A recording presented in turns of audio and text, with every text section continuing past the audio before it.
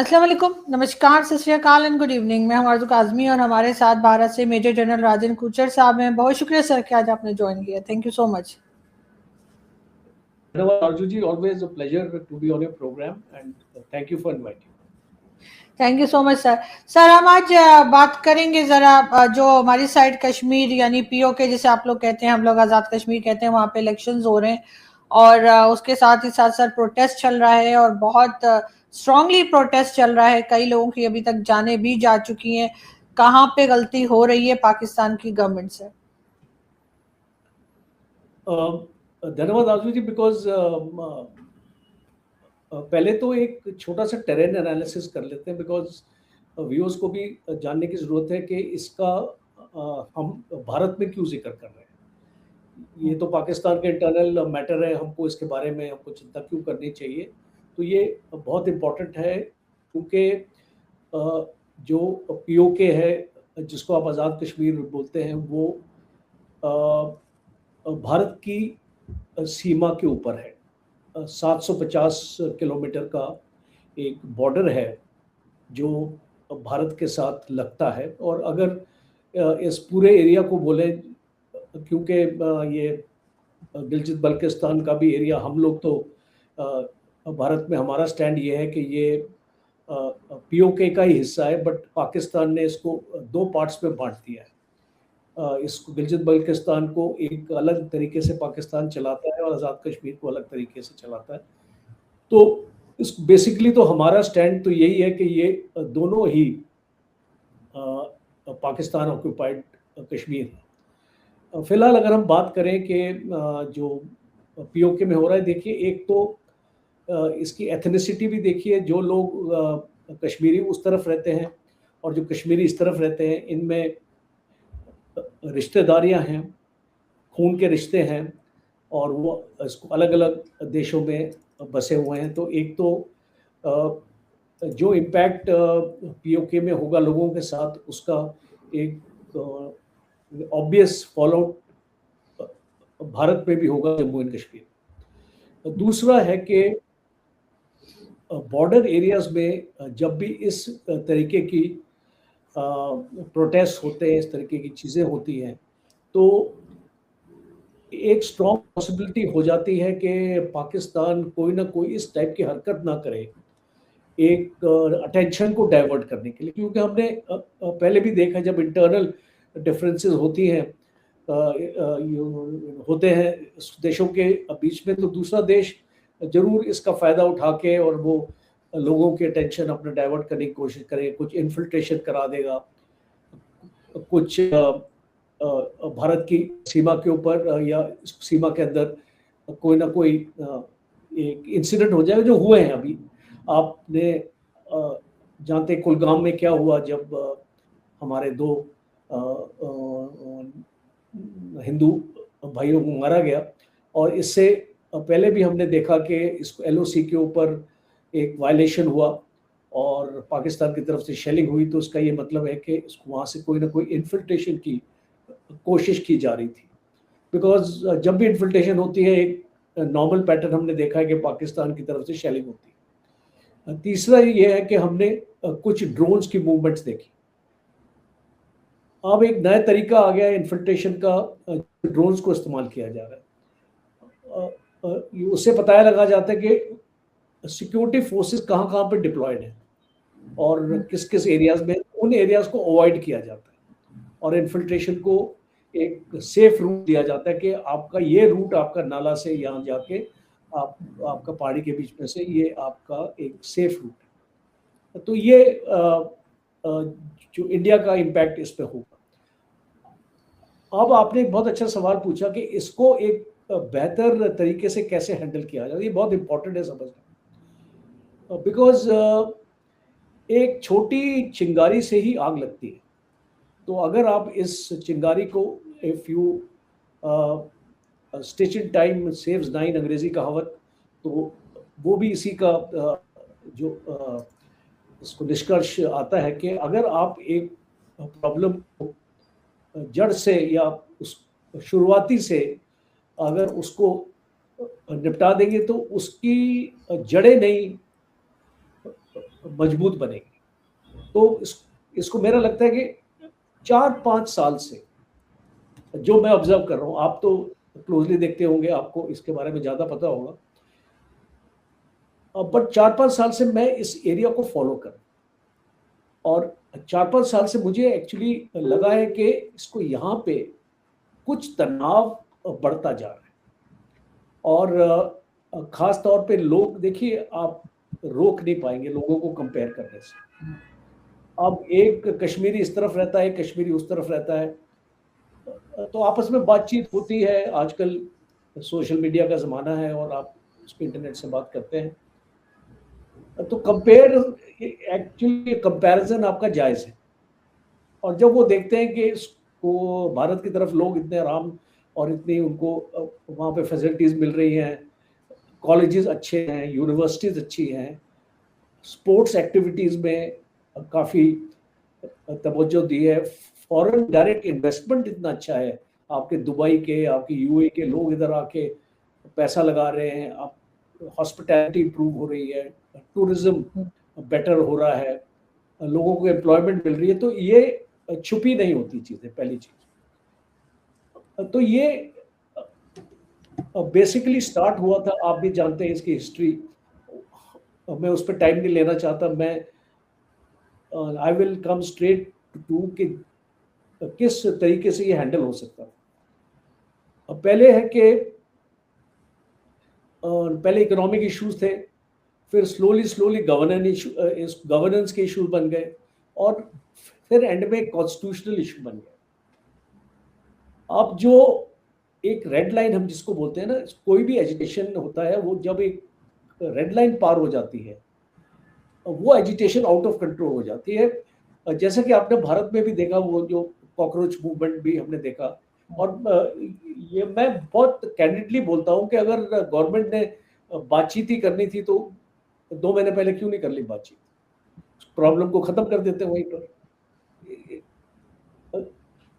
जब आपका मिनिस्टर को रिजाइन नहीं करना था, उसको पहले क्यों नहीं रिजाइन करवा देते। तो ये सारी एक हाइंडसाइट में हम चीज़ें देखते हैं कि अगर गवर्नमेंट एक टाइमली एक्शन लेती है तो उसके डिविडेंड्स बहुत होते हैं। और इसीलिए हम जब मैनेजमेंट में स्टूडेंट्स को पढ़ाते हैं एक ऊडा साइकिल के बारे में, Orient, observe, direct and act, उसमें डिसीजन मेकिंग का जो साइकिल है वो सबसे कम होना चाहिए। बिकॉज जितनी फौज में तो सिखलाई यही है हमारी, डिसीजन मेकिंग का जो आपका साइकिल है वो जितना आपका कम होगा उतने ही आपको मेजर उसके डिविडेंड्स मिलेंगे। और इसीलिए मैं चाहता था कि डिस्पैशनेटली अगर मैं देखूं, I am not speaking like a Indian और अ पाकिस्तानी और एनीबडी, सपोजिंग एक मैं न्यूट्रल आदमी हूं और मैं इसको समझने की कोशिश करता हूं, भाई इन लोगों की तकलीफ क्या है, इनकी प्रॉब्लम्स क्या है, why don't I sit down with जो उनके रिप्रेजेंटेटिव्स हैं, चुने हुए हैं या नहीं चुने हुए जो भी हैं, और मैं उनसे ये आपके मसले उनको रिजॉल्व करूं। दूसरा, क्या इनके मसलों की सुनवाई हो रही है। एक लोकल गवर्नेंस सिस्टम, हम जिसको लोकल गवर्नमेंट सिस्टम बोलते हैं, जैसे कि पंचायत होती है, आपकी तहसील होती है, डिस्ट्रिक्ट होता है, उसमें आपकी पंचायत होती है, पंचायतों के पास पावर्स दिए जाते हैं कि छोटे मोटे जो आपके मसले हैं आप अपना को रिजॉल्व कीजिए। तो ऐसा कोई मैकेनिज्म है, एक रिड्रेसल मैकेनिज्म जिसको बोलते हैं, तो कोई ऐसा आपके पास मैकेनिज्म है एग्जिस्टिंग कि इसको लोगों की जो आपकी इमीडिएट प्रॉब्लम्स है, उनके घरों की प्रॉब्लम्स है, ये उसका एक इमीडिएट जो आप रेमेडी या उसका सोल्यूशन आप दे पा रहे हैं।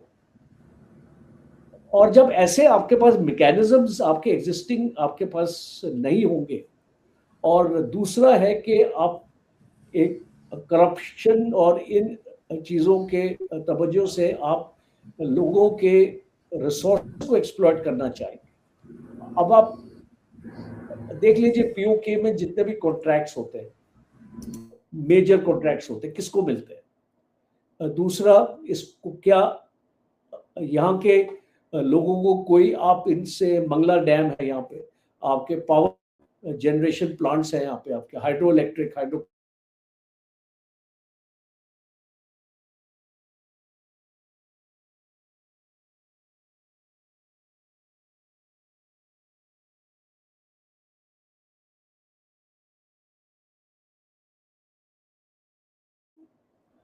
पार्ट्स ऑफ द कंट्री में आप इसको भेज रहे। जैसे अगर आपने इलेक्ट्रिसिटी आपको चाहिए तो यहाँ जनरेट होती है, पंजाब सिंध में जाती है, सेम दामों में इनको मिलती है, सेम दामों में मिलती है। तो ये बोलते हैं ये तो हमारे देश से आप लेके जा रहे हो या हमारे शहर से लेके जा रहे हो, तो हमको तो कंसेशन या कोई कंपनसेशन आपको मिलना चाहिए सर।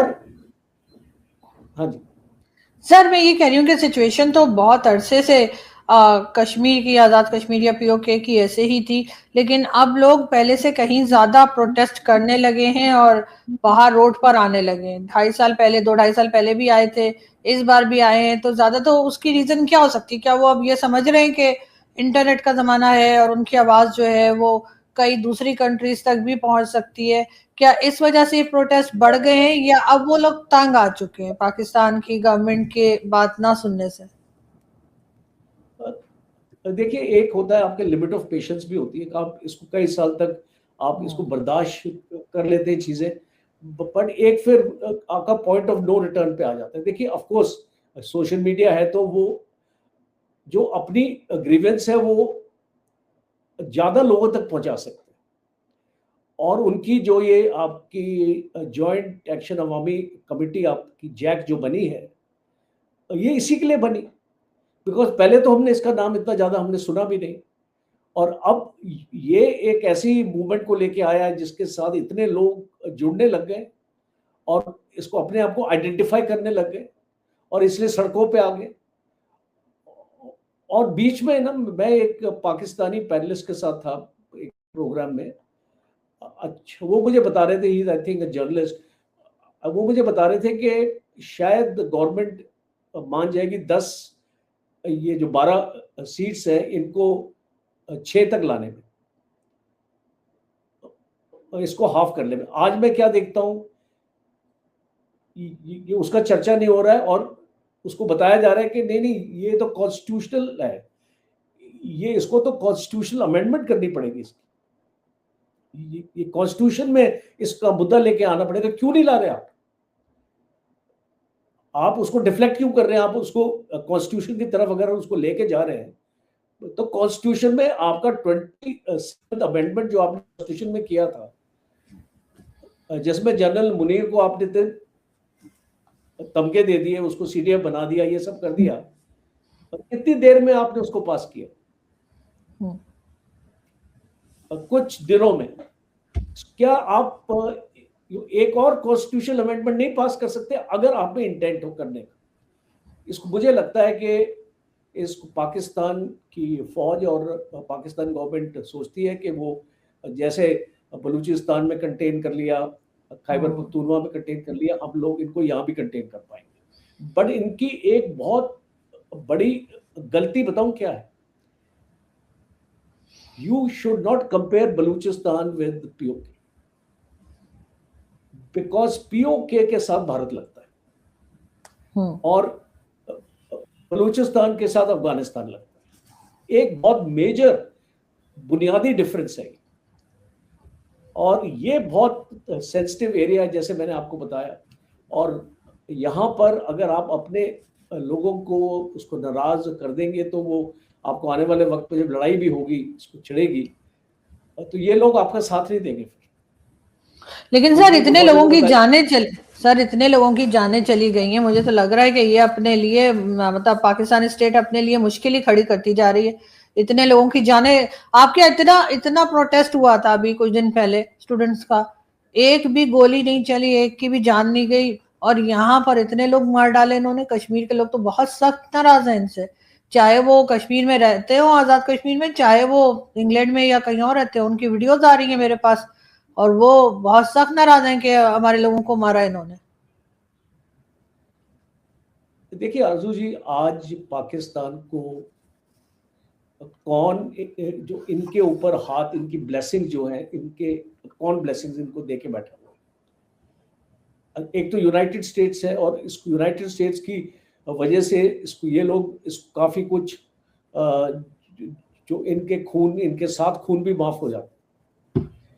दूसरा है चाइना। इसको मुझे बताइए कि आज कौन सा पावर है जो पाकिस्तान को कंपेल कर सकता है कि आप सुधर जाओ और आप अपने आप को सही अपना करो, ये अपनी गवर्नेंस को बेटर करो, ये आप अपने सिस्टम्स को बेटर करो, नहीं तो हम आपकी सारी फंडिंग रोक देंगे। बिकॉज पाकिस्तान एक ही लैंग्वेज समझेगा, मैं आपको बता रहा हूँ आज।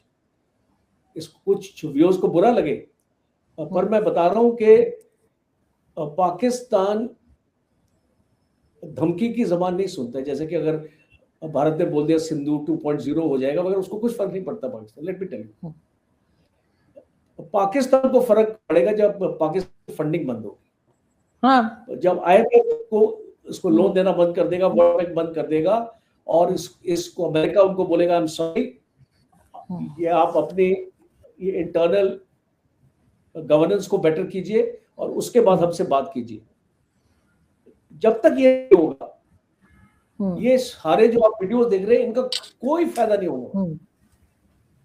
पाकिस्तान ने अफगानिस्तान में क्या किया, जब एक रिहेबिलिटेशन सेंटर के ऊपर इसको अटैक किया जिसमें 100 लोग मारे गए, तो कुछ नहीं हुआ उसका। तो जब तक ये जो सो कॉल्ड सुपर पावर्स हैं एक पाकिस्तान को प्रोटेक्शनिज्म में रख रही हैं, इसको मुझे नहीं लगता अर्जू जी कि यहाँ पे कोई भी फर्क होने वाला है। बट उसी क्या होगा आने वाले वक्त में, मैं ये इसको देख रहा हूँ, the writing on the wall. जिस तरीके से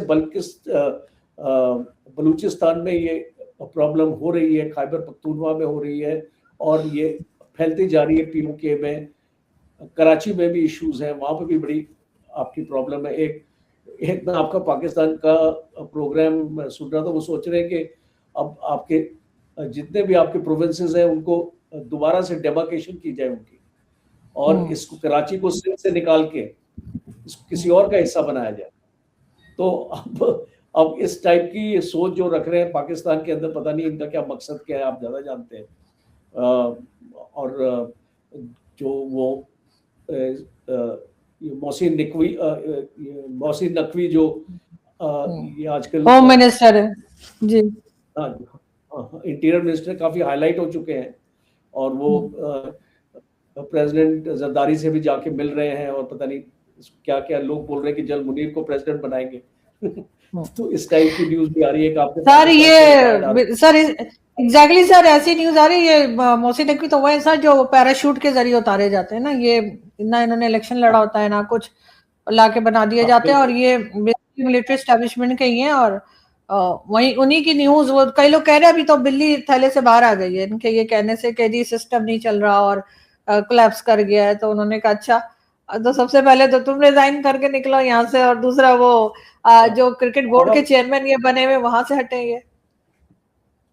देखिए, जब आप ऐसी स्टेटमेंट अपनी गवर्नमेंट के अगेंस्ट लगा रहे, तो आप भी तो उस गवर्नमेंट का हिस्सा हो, तो आप उसको बोलते हो गवर्नेंस सिस्टम फेल हो गया, so you are one of the most important ministers.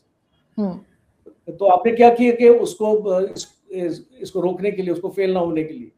तो ये सारी स्टेटमेंट्स पब्लिक कंजम्पशन के लिए हैं। बेसिकली आप एक नैरेटिव सेट कर रहे हैं कुछ बड़ा करने के लिए। तो आई डोंट नो क्या बड़ा होने वाला है पाकिस्तान में। अभी कल ही एक प्रोग्राम किया था इसके ऊपर, तो मैंने तो इसको बोला था कि इसी ऐसे 2025 में भी रूम बनाए थे कि पाकिस्तान में ऐसा होने वाला है, पर कुछ हुआ नहीं। अब दोबारा से आ रहे हैं, तो आई डोंट नो जो है ना अंदर की पॉलिटिक्स, मुझे पाकिस्तान की नहीं है कि क्या हो रहा है उधर, उसको वहाँ पे अंदर क्या हो रहा है एंड क्लोज डोर्स। बट ये चीज़ तो साफ है कि अभी आपने सोशल मीडिया का बोला, अब इंटरनेट का ज़माना है, आपका व्हाट्सएप, इंस्टा और एक्स वगैरह, तो कोई भी न्यूज़ आपकी वायरल हो जाती है, तो उसमें ज़रूरी नहीं है कि हर एक न्यूज़ में सच्चाई हो। तो पाकिस्तान के लिए है कि आपके एग्जिस्टिंग अपने सिस्टम्स को अगर आप उसको बेटर अपना कर सके, करप्शन बेटर कर सके, आपका इनकम टैक्स एक आपका रेवेन्यू, आपका अर्निंग है। आप इसको मुझे बताइए पाकिस्तान में कितने परसेंट लोग ये इनकम टैक्स देते हैं? कितने परसेंटेज ट्रेडर्स हैं आपके पाकिस्तान जो जीएसटी, आप एक सब्सटैंशियल जीएसटी जमा करते हैं? सर जीएसटी तो देना पड़ ही जाता है सबको, क्योंकि वो आप कोई भी चीज लेते हैं तो वो जो भी आउटलेट होती है वो जीएसटी ऐड करके ही पैसे जो वो आपसे लेते हैं, तो वो तो ना चाहते हुए भी हर एक को देना पड़ जाता है, लेकिन टैक्स बहुत कम लोग देते हैं। और जो टैक्स देते हैं ये जो टैक्स देते हैं सर, ये उन्हीं की जिंदगी और खराब कर देते हैं, क्योंकि मैं टैक्स देती हूँ ना, मुझे पता है मैं टैक्स देती हूँ, मुझे और मुश्किल में डाल देते हैं टैक्स देने वाले को। तो ये नहीं, उसी आपका इनकम टैक्स तो मैं इसको आई थिंक आपके पाकिस्तान में कितने, आपके 2 या 3% लोग इनकम टैक्स देते हैं? हाँ सर, कम लोग हैं, परसेंटेज तो मुझे नहीं पता, लेकिन कम है।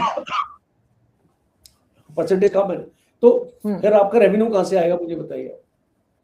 इसको गवर्नमेंट आपको सर जो बड़े लोग हैं वो तो देते ही नहीं ना सर, जिनकी बिलियन में आमदनी होती है, ये जो जितने सर ये चाहे फौजी बैठे हों चाहे सिविलियन बैठे हों, जिनके पास पैसे है सर, वो तो टैक्स चोरी करते हैं। तो इसका मतलब कि जो एग्जाम्पल, जिन लोगों ने एग्जाम्पल सेट करना है पाकिस्तान में, वो करते नहीं। इसीलिए अब आपने एक जेनजी देखा। अभी मैं तो वेट कर रहा हूँ ये आरजू जी के आपका जेनजी कब जागेगा। भारत में तो जाग गया है और आपने उसका नतीजा भी देख लिया। तो इसको नेपाल में भी जाग चुका है, बांग्लादेश में भी जाग चुका है, अब बस आई थिंक पाकिस्तान बच गया। तो जागेगा सर, डेफिनेटली जागेगा। जिस दिन आप जेनजी जागेगा ना आरजू जी, आप देखना there be revolution in Pakistan. Exactly sir, होना चाहिए। हाँ, और पाकिस्तान अपने आप को चेंज, जो एक व्हील ऑफ चेंज जो इसको नजर आना चाहिए पाकिस्तान में, जो नहीं आ रहा है, और जो टोटल फौज के कंट्रोल में चीजें आपकी चल रही हैं। और आप इसकी इंडस्ट्री देख लीजिए, फौजी फाउंडेशन इसको बोलते हैं, आप इसको देख लीजिए कितनी इंडस्ट्री चलाते हैं, और इनके कितने लोग रिटायर्ड लोग इनके टॉप ओहदे में बैठे हुए हैं। इस ब्यूरोक्रेसी को तो मात दे दी पाकिस्तान की फौज ने। बिल्कुल।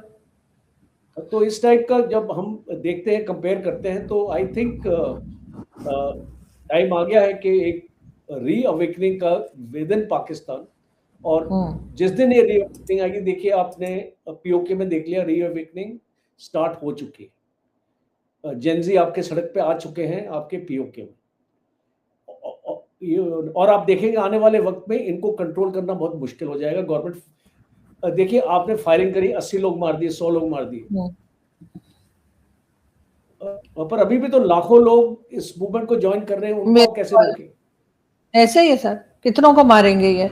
और वैसे तो खैर एक को भी नहीं मारना चाहिए, लेकिन ये अपने आप को बचाने के लिए कितनों को मारेंगे? ये सब कुछ इनके अगेंस्ट ही जा रहा है, और इनको अपनी पॉलिसीज को और अपने एक्शन को, गवर्नमेंट को और स्टेट को देखना पड़ेगा। ये सिर्फ कश्मीर के लोगों को इल्जाम लगा के बच नहीं सकते। हाँ, और ये जो कश्मीर का मुद्दा है ना, इसको आई थिंक इतने साल हो गए, 70-80 साल हो गए, अभी तक तो कुछ हुआ नहीं, आने वाले वक्त में भी कुछ नहीं होने वाला। सो एक इनको रियलाइजेशन भी पाकिस्तान में आनी चाहिए, लीडर्स वगैरह को, कि इसको खत्म करें, और इसको भारत के साथ इसको जो भी आपने एग्रीमेंट्स करने हैं और बायलैटरल रिलेशंस आपको करने हैं, आपको उसको इम्प्रूव करने की जरूरत है। तो एक चीज बहुत क्लियर है आरजू जी, कि अगर दो देश जो आपके नेबर्स हैं, और अगर वो एक देश उसमें तरक्की करना चाहता है पर वो दुश्मनी रखता है, उसको चूज करता है, तो उसकी कभी भी डेवलपमेंट वहां पे नहीं हो सकती। लेकिन सर आप जो कह रहे हैं ना कि ये कश्मीर का इशू सॉल्व कर लेंगे या करना चाहिए, तो सर बहुत से लोगों का बिजनेस खत्म हो जाएगा, दुकानें बंद हो जाएंगी इनकी, इसलिए ये कभी होने नहीं देंगे। एक ना एक इशू कश्मीर का लेकर और इसको ये चलाते रहेंगे, क्योंकि इसी के जरिए तो ये बार बार कहते हैं कि जी भारत हमारे पीछे पड़ा है और इस किस्म की बातें। फिर तो कोई इशू ही नहीं रह जाएगा हमारा भारत से लड़ने का। तो फिर ये जो कहते हैं डिफेंस का नाम लेके सर जो कुछ किया जाता है वो फिर नहीं कर पाएंगे, तो मुझे नहीं लगता कि ये कश्मीर का इशू कभी भी कम से कम मुझे तो मेरी लाइफ में तो नहीं लगता कि खत्म होने वाला है। जी कुछ कहना चाह रहे थे सर? देखिए I agree with you Arjun, but एक चीज आपको समझनी पड़ेगी। देखिए वॉर की लड़ाई से आपके कोई मसले हल नहीं होते। आपने ईरान की लड़ाई देखी, अब आपने देख लिया 50 ये 4-5 महीने में इसको क्या हुआ, बर्बादी के सिवा और आपको कुछ नहीं मिला। और इस अल्टीमेटली अगर आप देखें 28 फरवरी की डेट और आज की डेट देखें तो आप देखो कि इसको क्या हासिल हुआ, आपने कुछ नहीं हासिल कर पाया। यूक्रेन रशिया की लड़ाई भी ऐसी चल रही है, 4.5 साल हो गए, इकोनॉमी खत्म हो चुकी है देशों की। तो ये सबक हम जब एक्चुअली होते हैं कि lessons to be learn from military history, तो ये लेसन आई थिंक पाकिस्तान की मिलिट्री एकेडमीज में भी पढ़ाने चाहिए। अनफॉर्चुनेटली उनके सिलेबस में अनफॉर्चुनेटली खाली धा दी है, और वो सिलेबस से निकालना चाहिए। एटलीस्ट उनको मिलिट्री हिस्ट्री पढ़ाओ आप उनको कैंपेन्स के बारे में बताओ कि कैसे जो मसले आपके हल नहीं होते लड़ाई से। मेरा तो ये मानना है। बिल्कुल ऐसे ही सर, लड़ाई से कोई मसला हल नहीं होता और इनको जरूर अपनी सोच भी और अपने टेक्स्ट बुक्स में भी बहुत कुछ चेंज करने की जरूरत है। बहुत शुक्रिया सर कि आपने ज्वाइन किया। Thank you sir. Thank you very much आंसू जी, थैंक यू, बहुत अच्छा लगा। जय